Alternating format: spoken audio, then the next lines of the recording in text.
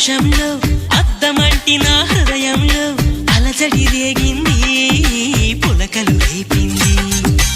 ఎంత చెప్పినా వినకుండా ఏరులాగా నా మనసంతా గలగల పారింది.